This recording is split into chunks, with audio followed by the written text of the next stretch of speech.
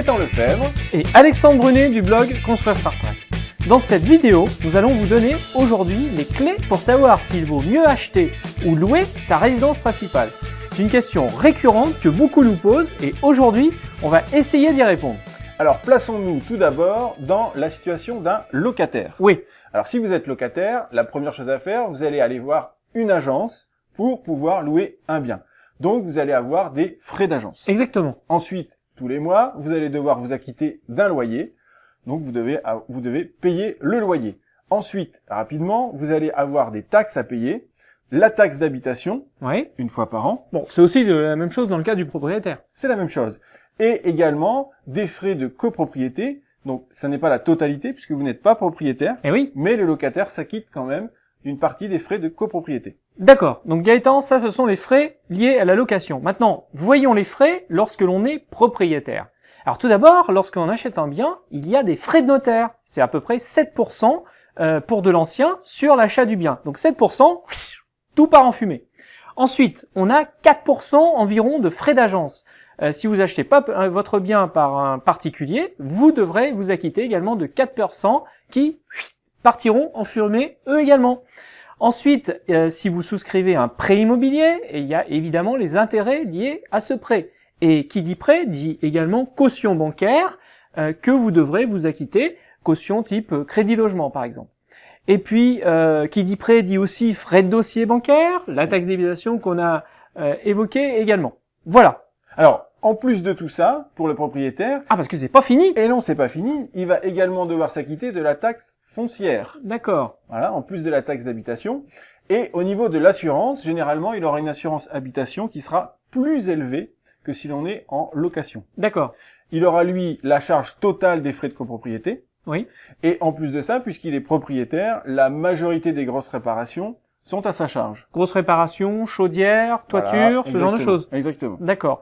Donc effectivement, précision importante. Donc finalement, la réponse à la question est de savoir à quel moment le coût des loyers va dépasser les différents coûts que devrait supporter un propriétaire. Très important de bien comprendre qu'il y a un point d'équilibre qui va se créer entre la partie locataire et la partie propriétaire. Et ce point d'équilibre va dépendre de plein de choses. Notamment, il va dépendre de votre projet de vie. Chacun a ses différentes envies. Est-ce qu'il va devoir rester longtemps dans ce bien pour des raisons personnelles ou professionnelles? Est-ce qu'il aura évolué? Ça, c'est vraiment des éléments de réflexion extrêmement importants à intégrer dès le début de la réflexion. Et ce qu'il faut savoir, c'est que les prix dans chaque secteur peuvent être soit haussiers, soit baissiers. Et il était bien évident que si un marché est baissier, il sera plus difficile d'être rentable en étant propriétaire. Parce qu'évidemment, ce point d'équilibre dont on parle auparavant, eh bien, va être atteint plus tardivement.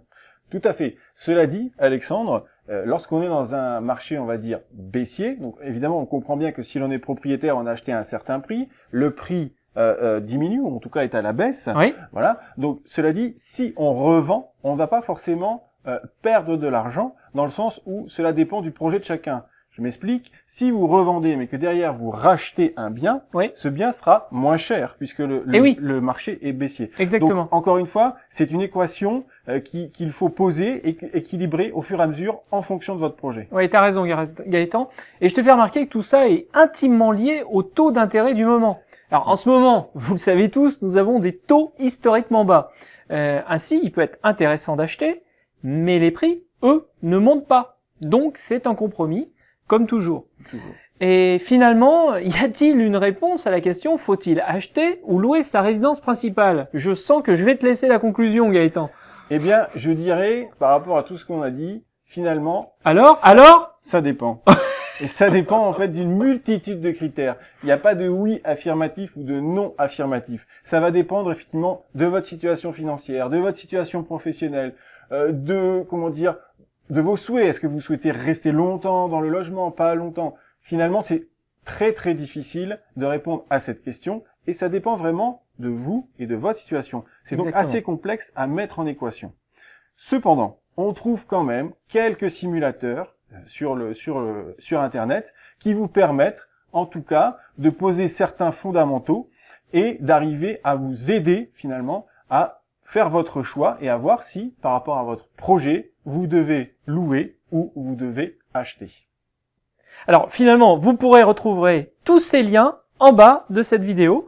Donc nous avons sélectionné quelques simulateurs qui sont intéressants, mais encore une fois, la réalité est plus complexe que ces simulateurs. Et n'hésitez pas à nous contacter par le formulaire de contact du site si vous souhaitez avoir un avis extérieur sur votre propre situation. Nous vous disons à très bientôt pour une prochaine vidéo. À bientôt.